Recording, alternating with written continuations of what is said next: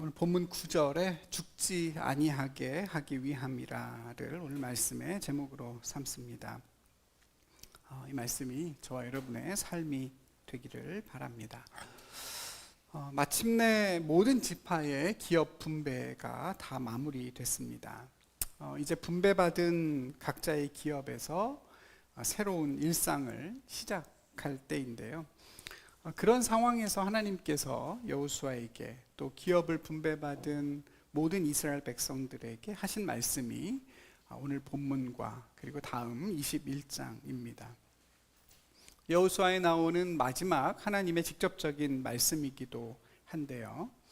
분배가 다 끝나고 이제 기업에서 살아가는 그 삶이 시작되기 직전에 주신 말씀이니까 그 땅에서 주신 기업 안에서 이제부터 어떻게 삶을 살아갈 것인가에 관한 메시지가 담겨 있다고 볼 수 있겠고, 그래서 그만큼 중요한 말씀이 되겠습니다. 본문의 흐름상 사실 이 내용은 좀 갑작스러워 보일 수도 있지만 하나님은 이 대목에서 이른바 도피성에 관해서 말씀하십니다. 앞에 모세가 살아있을 때 이미 2번이나 민수기와 신명기를 통해 강조하신 내용이기도 한데요.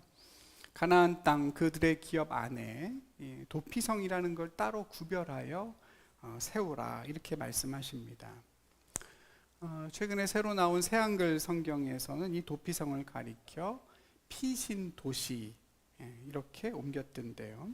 아레함 미클라트라고 하는 히브리어 명사를 그대로 번역하면 받아들이는 성읍이란 뜻입니다. 받아들여주는 성읍, 용납하는 성읍입니다. 그럼 누구를 받아들이느냐? 3절에 나오는 것처럼 부지 중에 실수로 사람을 죽인 자입니다. 전혀 그럴 의도가 없었지만 자기도 모르게 실수로 누군가의 생명을 빼앗은 사람. 그때 그가 급히 피해 있어야 하는데 그때 그를 받아들여주는 성읍을 가리켜 도피성이라 했습니다. 이렇게 부지 중에 사람을 죽인 그 예를 들어서 성경에 기록되어 있는 것은 산에서 나무를 벨 때 이야기입니다. 사람이 친구와 함께 산에 올라가서 나무를 베는데 열심히 도끼를 들고 나무를 패다가 갑자기 그 도끼 날이 도끼 자루에서 빠져서 옆에 있는 사람에게 날아가 그를 죽이게 만든 경우가 신명기에 나옵니다. 죽은 사람에게도 또 죽인 사람에게도 너무나 큰 비극이죠. 그런 일은 절대로 일어나지 말아야 하지만 불완전한 인간들이 함께 모여 살아가는 세상이다 보니 실수로 인해서 다른 사람의 생명을 해하거나 다치게 하는 일이 아주 없을 수는 없는 그것 또한 우리의 삶의 현실이기도 합니다. 하나님은 그렇게 부지 중에 살인한 사람을 도피성으로 급히 도망가게 하라 이렇게 말씀합니다. 왜 도망가야 되느냐? 피해 보복자를 피하기 위함입니다. 살해당하는 사람의 피를 보복하는 자가 그 부지 중에 살인한 사람을 보복해 죽일 거라는 것이죠. 사실 이 피해 보복자라는 개념은 원래 실수가 아니라 고의로 사람을 죽인 경우에 그가 도망갔을 때 그를 쫓아가서 보복하는 사람을 가리킵니다.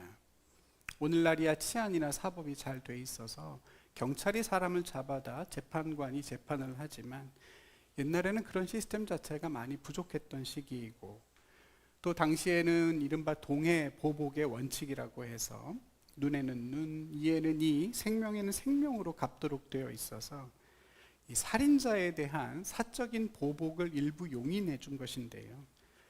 그런 피해 보복자를 주로 누가 했을까요? 당연히 그의 가족이겠죠. 무슨 살인 청부업자나 이런 것이 아니고 살해당한 사람의 가장 가까운 남자 가족, 친척을 가리켜서 피를 보복하는 자, 히브리어로는 고엘 하담이라고 불렀습니다. 여러분 고엘 그러면 많이 들어보셨죠? 원래는 무르는 자 원래의 상태로 되돌리는 자라는 뜻입니다. 내가 형편이 너무 어려워져서 하나님이 분배하신 땅을 팔아버리거나 빼앗기게 됐을 때, 또 빚을 갚지 못해서 누군가의 종이 되었을 때 그 값을 대신 치러주고 땅이나 자유를 되찾아주는 자, 물러주는 사람이 바로 고엘입니다. 그런데 성경에 보면 그런 고엘 중에는 피의 고엘이 있습니다. 억울하게 살해당한 내 가족의 피를, 생명을 무르게 되는 것인데요, 이것은 개인적인 원한을 갚는 것 이상의 큰 의미가 있습니다. 성경에 보면 누군가가 살해되고 그 피를 흘리게 되면 그 피를 받은 땅도 더러워지고 저주를 받게 되는데, 그 피를 흘리게 한 사람, 그러니까 피고의 피가 아니면 다시 그 땅이 깨끗해질 수 없다.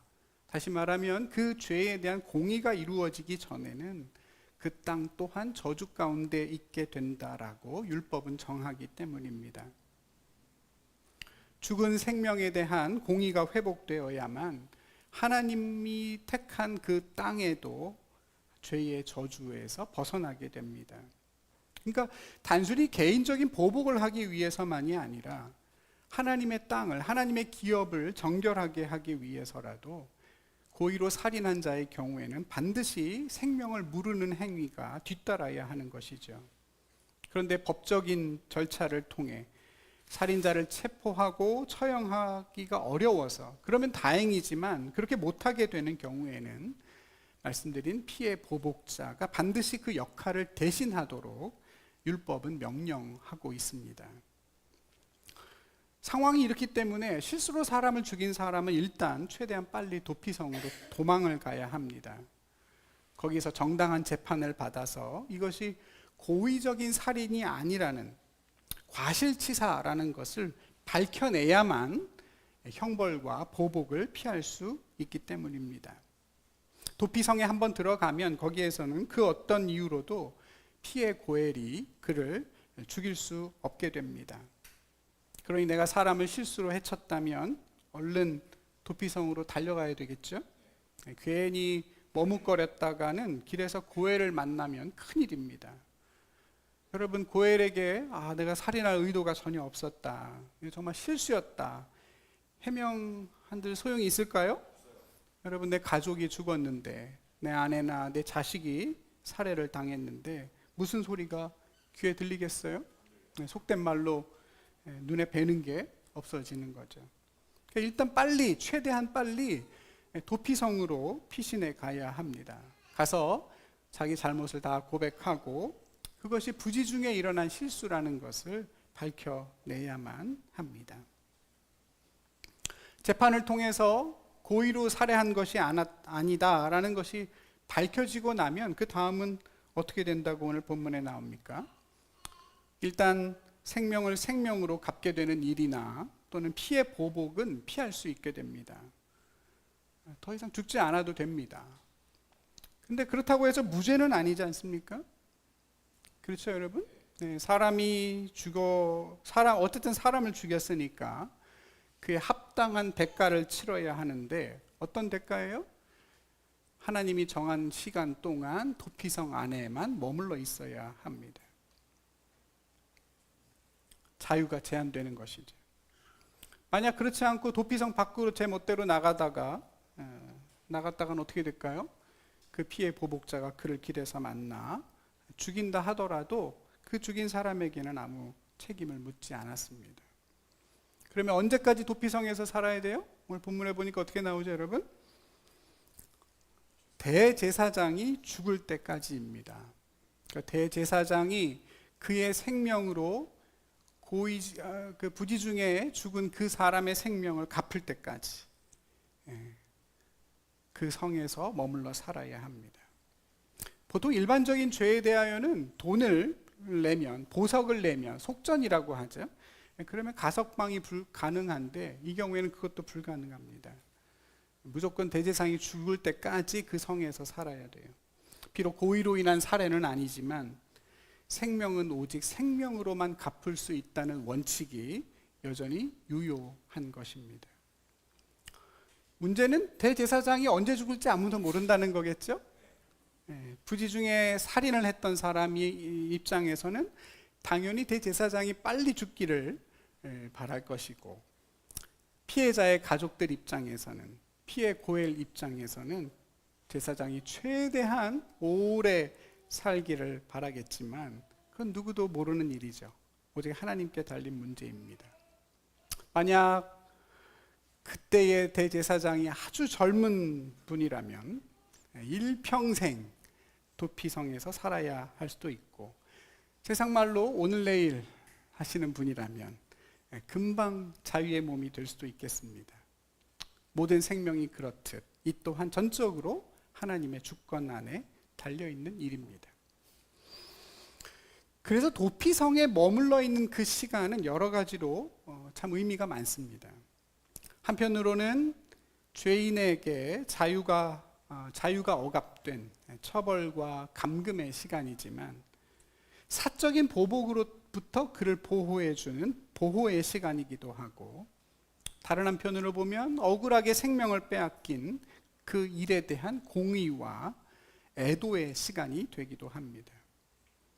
다시 말하면 하나님의 자비와 공의가 공존하는 장소죠. 죄를 지은 사람을 위한 피난처이지만 동시에 죄에 대한 공의가 실현되는 거룩한 공간, 그것이 바로 도피성입니다. 부지 중에 사람을 죽인 이른바 과실치사자의 경우에 오늘날의 형법은 이렇습니다. 2년 이하의 금고 또는 700만 원 이하의 벌금입니다. 대제사장이 사망해야만 구금이 풀리도록 한 도피성의 경우에는 그보다 훨씬 더 강한 처벌의 의미가 있다고 볼 수 있을 겁니다. 그러나 도피성은 감옥과는 전혀 다른 곳이죠. 그러니까 꼭 가혹하다고만 볼 수도 없겠습니다. 좁은 공간에 감옥에만 갇혀 사는 게 아니라 보통의 성에서 살아가게 됩니다. 거기에도 엄연히 일상이 있고 이웃이 있고 또 사람답게 살아갈 환경과 상당한 정도의 자유가 존재합니다. 다음 주일에 살펴보겠습니다만, 이런 도피성은 전부 다 레위인들이 살아가는 성읍들 48개가 있는데 그 성읍들 안에 포함되어 있습니다. 하나님께 구별되어 살아가는 레위인들과 함께 어울려 살면서 부지 중에 살인한 그 사람은 아마도 진정한 회개와 치유의 시간을 보내지 않았을까 생각해 보게 됩니다. 어떻습니까, 여러분? 이스라엘 백성들이 하나님 주신 그 기업 안에서 온전히 하나님의 은혜를 누리고 살아가는 데 있어서 이런 도피성이야말로 여러모로 참 중요한 역할을 감당하지 않았을까요? 하나님의 은혜와 정의를 함께 드러내는 공간으로서 그 존재 자체만으로도 이스라엘 백성들의 신앙과 삶에 큰 영향을 끼쳤을 것입니다. 사실 인간은 누구나 실수하고 또 그 실수로 인해 누군가를 해칠 수 있는 그런 가능성을 항상 가지고 사는 존재입니다. 내가 의도하지 않은 일로 인해 상대방을 어렵게 하고 괴롭게 하고 또 다른 누군가의 그러한 일들로 인해 내가 큰 상처를 받기도 합니다. 오늘날 과실치사가 가장 흔하게 일어나는 경우가 어딜까요? 교통사고겠죠? 내가 낸 사고로 인해, 내가 전혀 의도하지 않았지만 실수로 낸 그 사고로 인해 누군가 크게 다치거나 죽을 수 있다는 걸 생각하면 참 가슴이 섬뜩해질 때가 많습니다. 그런 일을 다 막고 싶긴 하지만 그럴 수 없잖아요, 여러분? 그게 불가능합니다. 지난 주일에 이제 예배 다 드리고 제가 징검다리에서 교육의 봄으로 차를 이제 끌고 오는데 그날 바람이 엄청 많이 불었잖아요. 차를 천천히 골목을, 사람도 워낙 많으니까 천천히 이렇게 가고 있는데, 근데 그 갑자기 저 앞에서 막 바람이 휘몰아치니까 그 바람에 입간판 하나가 날라와서 제 차 본닛 위로 빵 떨어졌습니다. 제가 차를 구입한 이후로 처음 상처가 나서 제 마음이 역시 찢어지게 됐는데 아무리 어떻게 해봐도 그 상처가 남아 있습니다만, 근데 만약에 그게 차가 아니라 사람에게 날아왔다고 하면 어떻게 됐겠어요? 그렇죠? 도끼나무, 그 도끼 자루에서 도끼 날이 빠지는 것 같은 그런 불의의 사고가 저와 여러분의 삶 속에 언제든 누구에게나 일어날 수 있는 것이 사람이 사는 세상입니다. 그래서 하나님께서는 이스라엘 백성들에게 너희가 살아갈 가나안 땅에서 하나님의 기업 안에 여러 개의 도피성을 두라고 하셨습니다. 누구든 빨리 그 도피성으로 피할 수 있도록 요단강 동편에도 3개, 좌편 가나안 땅에도 3개, 총 6개의 도피성을 세우라고 하시면서 그 도피성이 너희를 위한 것이라고 분명히 말씀하십니다. 오늘 본문 2절과 3절에 반복해서 나오는 단어가 너희를 위해입니다. 다른 목적이 아닙니다. 하나님의 기업을 누리고 살아가는 그 백성들을 위해서 주신 규례입니다. 단지 살인을 저지른 사람만이 아니라 언제든 그런 일을 할 수 있는 모든 사람들을 위한 규례죠.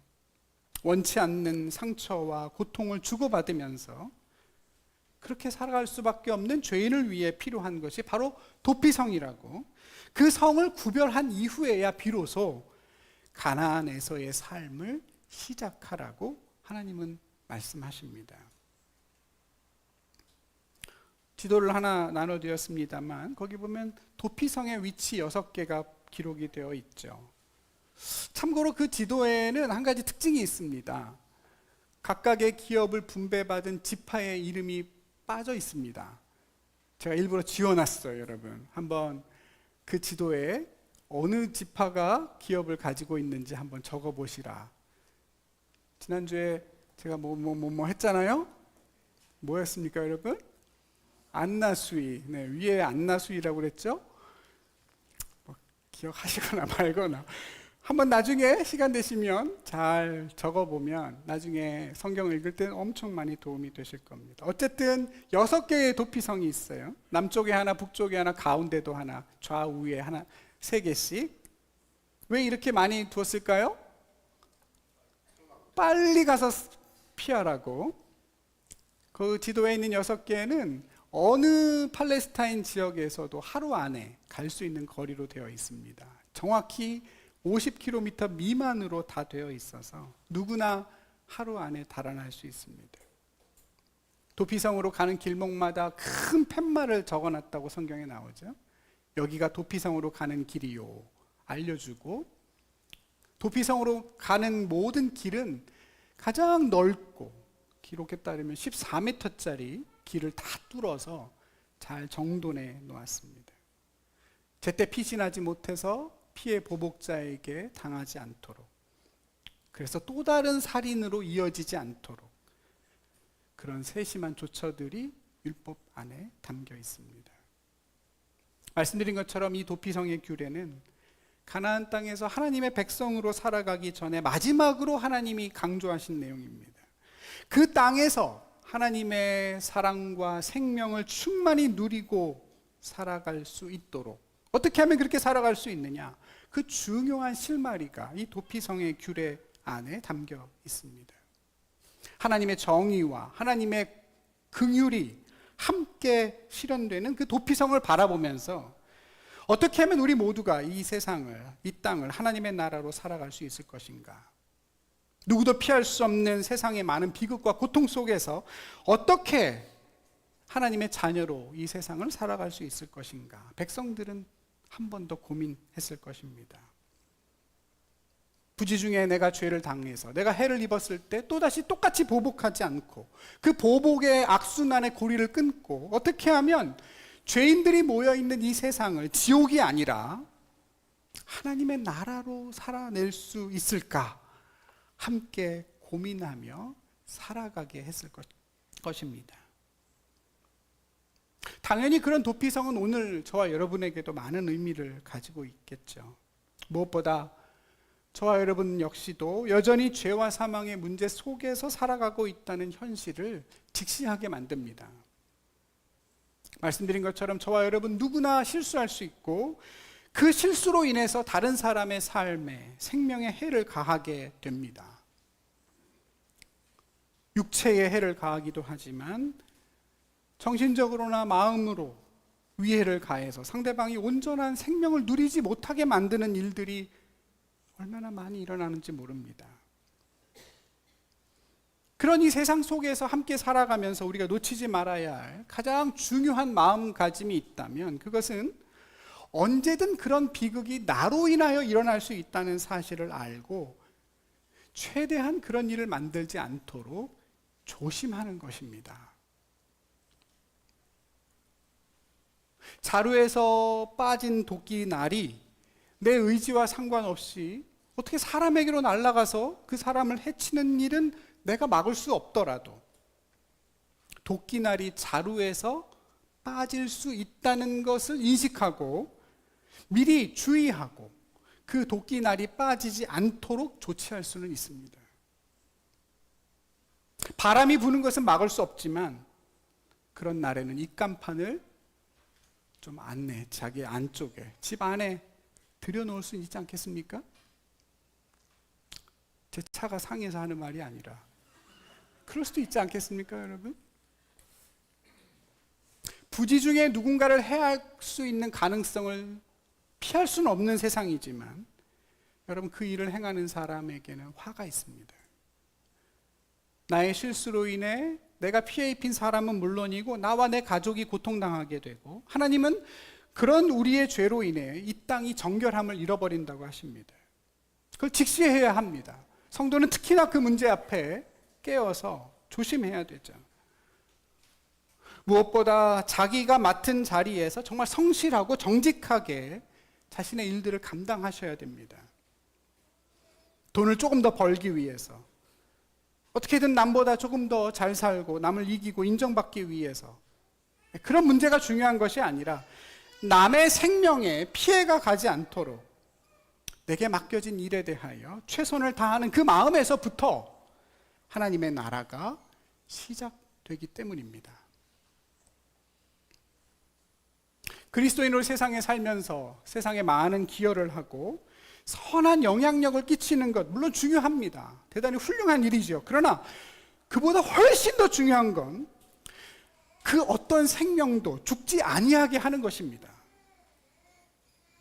세상을 바꾸고 사람들을 행복하게 하는 일에 적극적으로 공헌하지 못해도 괜찮습니다. 물론 그러면 더 좋겠지만 그래도 그렇지 않아도 괜찮습니다. 세상의 여러 가지 아픔을 치유하고 고통당하는 사람들을 위로하는 삶을 살아가면 좋겠죠. 그렇지 못해도 괜찮습니다. 다만 나로 인해 다른 누군가의 생명이 해를 입는다거나 부지 중에 내가 남을 해치게 된다거나 그런 일이 일어날 것임을 조심하면서 내게 주어져 있는 하루하루의 일들을 정말 성실하고 정직하게 행하는 그런 평범한 삶이야말로 실은 가장 존귀하고 위대하며 바로 그런 삶에서부터 하나님의 나라, 생명의 나라가 임하게 되는 줄로 믿습니다. 이번 5월의 암송구절이죠. 무슨 일을 하든지 마음을 다하여 사람에게 하듯 하지 말고 하나님에게, 주님에게 하듯이 하라. 이는 기업의 상을 주께 받을 줄 아나니 너희는 주 그리스도를 섬기는 사람들이다. 바울은 말합니다. 사람을 단지 섬기는 것이 아닙니다. 하나님을 섬기고 있고 하나님에게 기업의 상을 받습니다. 가장 귀한 상은 뭐겠습니까? 나로 인해 생명이 죽지 아니함을 입는 것입니다. 나로 인하여 내 주변에 있는 사람들이 하나님의 생명의 충만함을 누리는 것입니다. 이건 결국 탐욕과의 싸움이 되겠죠, 여러분. 그렇지 않습니까? 내가 남에게 피해를 줄 수 있다는 사실을 분명히 알면서도 사람은 왜 남을 해하게 되죠? 결국 욕심 때문입니다. 이익 때문에 생명보다 돈을 앞세워 살게 됩니다. 원가를 조금이라도 아껴보겠다고 이상한 재료를 사용하고 내가 조금이나마 더 이익을 보기 위해 안전에는 소홀합니다. 돈이 안 되는 일들은 다 안 하다 보니까 생명을 살리는 데 꼭 필요한 일을 하는 사람이 없죠. 중증 외상센터가 부족하고 거기서 일할 의사가 없다는 것이 도대체 몇 년 동안 일어나는 일들입니까? 사람을 살릴 수 있음에도 불구하고 살릴 수가 없어요. 세상 모든 분야가 다 마찬가지죠. 결국 우리 안에 탐심을 죽이지 못하면 생명 죽이는 삶을 멈출 수가 없는 것입니다. 힘들지만 물질이 아니라 생명을 선택하는 삶을 저와 여러분은 끊임없이 힘껏 살아내야만 하는 것입니다. 여러분, 이스라엘 백성들 입장에서 볼 때 내가 받은 기업 안에 도피성이 생기는 게 좋겠습니까? 나쁘겠습니까? 어떨까요, 여러분? 좋을 수도 있고 안 좋을 수도 있지. 아마 제 생각에 어느 백성, 어느 지파도 자기 기업 안에 도피성 생기는 걸 반기지 않았을 겁니다. 내가 실수로 다른 사람을 죽였을 가능성을 인식하긴 하지만 그것도 쉽지 않은 일이고, 제일 중요한 건 내 지파의 기업의 영토가 줄어든다는 것 때문입니다. 기업이 줄어들어요. 같이 살아야 되거든요. 더군다나 도피성이 딱 세워지면 어떻게 됩니까? 거기에 모여드는 사람들이 다 누구예요? 다 살인자예요. 땅값 떨어지겠죠? 혐오시설까지는 아닐지라도 그 지역의 사람들로서는 절대로 환영할 만한 시설이 아닌 겁니다. 이익을 생각한다면, 각 지파의 이득만 생각한다면 도피성을 세우는 일 자체가 불가능하죠. 그래서 하나님이 명령하시는 겁니다. 너희가 죽지 아니하게 하기 위함이니 도피성을 세워라. 너희에게도 피할 곳이 필요하다. 눈에는 눈, 이에는 이, 서로 보복하다가 결국 서로 다 죽음에 이르는 일을 막으려면 반드시 도피성이 있어야 된다. 하나님의 긍휼과 정의가 베풀어지는 곳, 누군가를 용납하고 받아들여주는 곳, 죽음의 권세가 더 이상은 쫓아오지 못하는 그런 곳, 그런 거룩한 도피성이 너희들의 삶 속에 반드시 있어야 된다고 하나님은 말씀하시는 것이죠. 여러분, 그런 일들을 누가 기쁘게 감당할 수 있겠습니까? 누가 자기를 비워 자기의 기업 어딘가에 살인자를 위한 도피성을 만들 수 있을까요? 나의 연약함을 인정하고 내가 그 살인자가 될 수 있다는 사실을 기억하고 하나님을 피난처로 여기는 사람, 물질이 아니라 돈이 아니라 하나님을 섬기는 사람, 하나님의 말씀을 나의 기업이라고 믿고 사는 사람, 그래서 말씀에 순종하는 것이 지금 당장은 나에게 손해인 것 같지만 그 말씀을 쫓아 사는 삶이야말로 참되고 영원한 생명이라는 사실을 정말로 신뢰하는 사람 아니면 누가 내 삶의 일부를 도피성으로 내어줄 수 있겠습니까? 세상 그 누가 나에게 피해 입힌 자에게 보복하지 않고 그 폭력의 고리를 끊을 수 있을까요? 누가 악을 악으로 갚지 않고 도리어 그를 위해 복을 빌어줄 수 있을까요?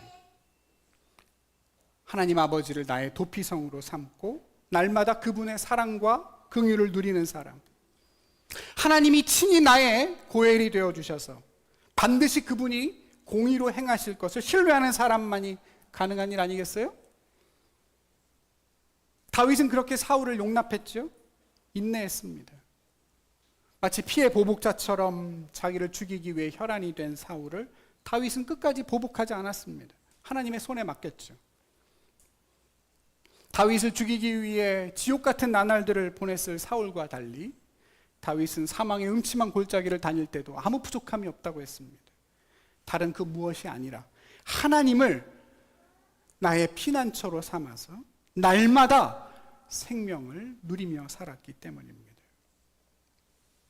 사랑하는 우리 성도 여러분, 모든 인간이 다 자기 이익을 쫓아서 눈앞에 있는 욕심을 쫓아 살아가는 이 세상인데도 왜 이 세상이 지옥이 되지 않고 그래도 살아갈 만하고 숨 쉴 만한 그런 땅이 될까요?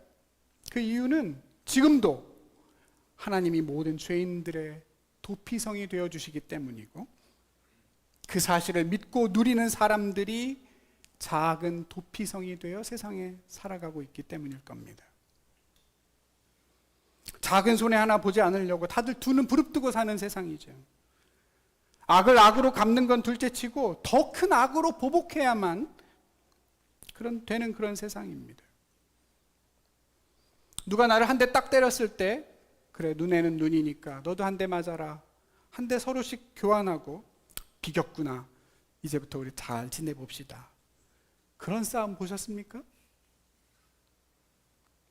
애들이 왜 눈물 흘리며 울며 싸우죠? 처음에는 한 대 톡 쳤는데, 톡 쳤구나, 나도 칠게, 톡. 너도 치네? 이거 봐라, 세게 한 대씩 한 대씩 더 세게 치고받고 하다 결국 주먹질하지 않습니까? 맞은 사람이 똑같이 한 대만 때리면 되는데, 그러면 싸움이 멈출 텐데 오히려 그때부터 전쟁이 시작되죠. 이에는 이 눈에는 눈도 어려운 것이 사람의 마음입니다. 그런데도 이 세상이 여전히 서로 이해하고 용납하며 살아갈 수 있는 이유는 그 거대한 죄와 사망의 권세 앞에서 누군가는 다른 선택을 하면서 살고 있기 때문입니다. 타인에게 받은 폭력을 그대로 다른 누군가에게 쏟아버리지 않고, 누군가 내가 쓰레기통인 것처럼 나에게 쏟아놓은 그 짜증과 분노를 다시 다른 누군가에게 토해내지 않고 나만의 도피성에 달려가서 그것들 풀어내고 녹여내고 그렇게 살아가고 있기 때문에, 그래도 세상이 아직은 살아갈 만한 세상이 되어가고 있는 것입니다. 하나님을 피난처 삼아서 날마다 사랑과 용서를 누리며 사는 사람이 아니면 어떻게 그 삶을 자처하겠습니까? 1만 달란트를 탕감받았다고 믿는 사람이 아니면 누가 100데나리온을 눈 감아주겠습니까? 사람은 내가 용서받았기 때문에 남을 용서하는 것입니다. 내가 다른 사람을 용서하지 못하는 가장 큰 이유는 아직 내가 정말로 용서받지 못했기 때문일 때가 많습니다. 내가 얼마나 큰 죄인인지를 깨닫지 못했기 때문이고, 아직 진정으로 그 죄에 대한 용서를 받은 경험이 없기 때문에 나 역시도 다른 사람을 용서할 수 없는 것입니다. 하나님을 모르는 세상 사람들에게 그런 용서와 긍휼을 바라는 건 기적을 바라는 것입니다. 그게 어떻게 가능한 일이겠습니까? 긍휼을 받아본 사람만이 너그러워질 수 있고, 사랑받은 사람이 자비로워집니다. 언제든 도망가서 피할 곳이 있는 사람이 그래도 남을 조금 더 견뎌주고 참아주고 용납하며 사는 것입니다. 오늘날은 정말 피난처가 없는 세상입니다. 힘든 현실 속에서 도망갈 데가 없습니다. 피할 데가 없어요. 어딜 가나 나의 부족함을 지적하는 사람들 뿐이고, 어딜 가나 내 연약함을 판단하고 보복하는 시선들을 마주하게 됩니다. 그런데 막상 그 보복으로부터 피할 곳이 없어요. 가정도 교회도 그 어디에도 진정한 피난처를 찾기가 어렵습니다. 그래서 이상한 대로 사람들이 도피하잖아요. 더 많이 더 좋은 걸 먹는 일에 지나치게 몰두하기도 하고, 술이나 담배나 마약 같은 중독에 빠지기도 합니다. 음란이나 쾌락이나 잘못된 관계로 도망가서 숨기도 하고, SNS나 유튜브 같은 곳에 하루 종일 정신을 놓고 빠져 있기도 합니다. 전 세계에서 우리나라가 유튜브 사용량 1위라고 그러죠. 어마어마한 스트레스를 받는데 도망갈 데가 없는 거예요. 정말로 생명으로 충만하고 쉼을 누릴 수 있는 곳, 정말 내 모습 그대로를 받아들여주고 용납해주는, 그래서 숨 쉴 수 있는 곳, 바쁜 이 세상 속에서 잠깐이나마 숨을 돌릴 수 있는 곳이 그 작은 피난처 하나가 없기에 지금도 수많은 사람들이 엉뚱한 곳에 자기만의 도피성을 쌓고 살아가고 있습니다. 제가 말씀을 준비하다가 어떤 한 노래가 생각이 나서 아내와 함께 같이 여러 번 반복해서 들었는데요. 여러분, 도망가자라는 제목의 노래 아십니까? 도망가자. 이렇게 시작되는 노래죠. 엄청 은혜를 받았어요. 거의 가사가 이래요, 여러분. 어디든 가야 할 것만 같아. 넌 금방이라도 울 것 같아. 괜찮아, 우리 가자. 걱정은 잠시 내려놓고 대신 가볍게 짐을 챙기자. 실컷 웃고 다시 돌아오자. 거기선 우리 아무 생각하지 말자. 너랑 있을게, 이렇게. 손 내밀면 내가 잡을게. 있을까? 두려울게? 어디를 간다 해도 우린 서로를 꼭 붙잡고 있으니. 너라서 나는 충분해. 나를 봐. 눈 맞춰줄래? 너의 얼굴 위에 빛이 스며들 때까지 가보자. 지금 나랑 도망가자. 저는 예수님께서 저의 손을 붙잡고 아버지께로 가자, 피하자, 그런 얘기처럼 느껴졌습니다. 사랑하는 여러분, 여러분의 도피성은 무엇입니까? 여러분은 거기서 진정한 쉼과 평안을 누리고 계십니까? 누군가의 부지 중에 행한 그 폭력으로 인해 생긴 상처가 치유되고 회복되는 그런 곳, 쓰라린 마음이 다시 위로를 얻어서 다시 한번 바르고 씩씩하게 살아갈 위로가 있는 피난처가 여러분에게 있으십니까? 또 그런 곳을 찾아서 함께 도망가자 말하는 누군가가 곁에 있으십니까? 혹시 이 예배와 하나님의 말씀이 여러분에게는 그런 피난처가 되십니까? 우리 고백교회가, 성도들의 만남이, 교제가 생명의 충만함을 채워주는 그런 안식처가 되시는지요? 물론 교회는 모든 이들의 도피성이 되고 안식처여야만 합니다. 부지 중에 죄를 지은 사람, 알고도 또 그 죄를 지은 사람들이 모여서 진정한 용납을 경험하고 용서와 구원을 누리는 피난처여야 합니다. 도피성을 한마디로 말한다면 먼저 용납하고 나중에 이해하는 곳입니다. 죽음의 그림자가 쫓아올 때, 일단 피신할 때 용납해 주어서 그 생명을 보존하고 그 후에 나중에 죄와 용서를 따지는 곳입니다. 그런 용납의 경험을 누구나 교회로부터, 그 안에 있는 사람들로부터 충분히 받아 누려야만 합니다. 세상에서 사람을 판단하는 그 모든 기준들이 다 판단 중지되고 누구나 하나님의 아들, 딸로, 하나님의 작품으로, 그 무엇으로도 대신할 수 없는 하나님의 형상으로 그 모습 그대로 받아들여지는 진정한 도피성이 교회여야만 되고 또 저와 여러분의 삶이어야만 합니다. 받아들여주는 성읍이라는 의미 그대로 받아들여줘야 합니다. 도대체 저런 사람을 누가 받아들여줄까? 그런 사람들이 더 많이 발견되고 만나져야 합니다. 난 저 사람이 도저히 이해가 안 돼. 그런 사람들이 모여서 비록 이해되지는 않지만 먼저 용납해 줄 수 있는 곳, 일단 받아들여서 하나가 되고 그 후에 천천히 이해해 가는 곳, 우리를 이곳에 부르신 하나님의 의지로, 하나님의 능력으로 서로를 이해하게 될 때까지 그 이해되지 않는 시간을 함께 견뎌내는 곳, 거기가 바로 교회요, 저와 여러분의 삶이 되어야 할 줄로 믿습니다. 사랑하는 우리 성도 여러분, 하나님을 여러분의 피난처로 삼아 삶의 모든 순간마다 죽지 아니함을 경험하며 사시기를 축복합니다. 제발 엉뚱한데 도피성을 두지 마십시오. 우리는 하나님과 연결되어 있을 때만, 하나님 안에 있을 때만 생명이라는 것을 누립니다. 아무리 화려한 꽃다발도, 여러분 그 어마어마한 백송이, 천송이의 장미꽃, 그 아름다운 꽃다발도 죽은 것이지 않습니까? 이미 죽은 것이죠.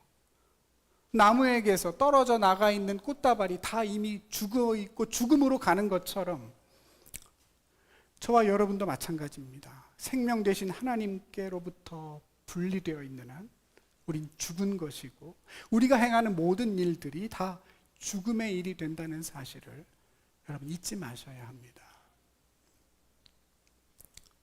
여러분, 주님은 지금도 우리 가운데 피난처로 계십니다. 수고하고 무거운 짐진 자들아 다 내게로 오라. 내가 너희를 쉬게 하겠다 말씀하시죠. 우리를 판단하거나 정죄하지 않으시고 우리를 용납해 주십니다. 우리에게 있는 대제사장은 우리의 연약함을 몰라주시는 이가 아니라고 했습니다. 우리의 연약함을 몰라주시지 않습니다. 왜 우리가 그렇게 할 수밖에 없었는지 결과가 아니라 동기를 보십니다. 연약해서 그랬구나 헤아려 주십니다. 부족한 우리를 품고 이해해 주시고 온전케 하셔서 우리도 누군가의 도피성이 될 수 있도록, 상처 입은 치유자가 될 수 있도록 지금도 우리를 자라게 하고 계십니다. 사랑하는 우리 성도 여러분, 그 주님께 나아가 쉼을 누리시기를 바랍니다. 주일만이 아니라 삶의 모든 순간마다 하나님을 갈망하고 그분을 향해 돌이키십시오. 사람의 가장 큰 죄는 어떤 하나의 잘못된 행위가 아니라 하나님을 향해 돌이킬 수 있는데도 그러지 않는 것이라고 누가 말했습니다. 아담과 하와가 범한 그 원죄라는 것의 본질은 하나님이 없는 삶을 택한 것입니다. 하나님의 말씀을 어겼다는 것이 원죄의 본질이 아닙니다. 내가 더 이상 하나님을 갈망하지 않아도 되는 삶, 하나님이 필요하지 않은 삶을 선택한 것이고 그 결과가 죽음이었다는 것을 여러분 잊지 마십시오. 먹든지 마시든지 무엇을 하든지 여러분 하나님 안에서 하시고 여러분이 해야 하는 모든 매일의 그 일들을 마치 주님께 하듯이 정직과 성실을 담아 하십시오. 하나님이 여러분의 삶을 항상 만족하게 하시고 메마른 곳이지만 여러분의 삶을 물된 동산 같게 하셔서 저와 여러분의 삶을 이 세상에 흩어져 있는 작은 도피성들로 그렇게 세우시고 완성해 나가실 것입니다. 기도하겠습니다.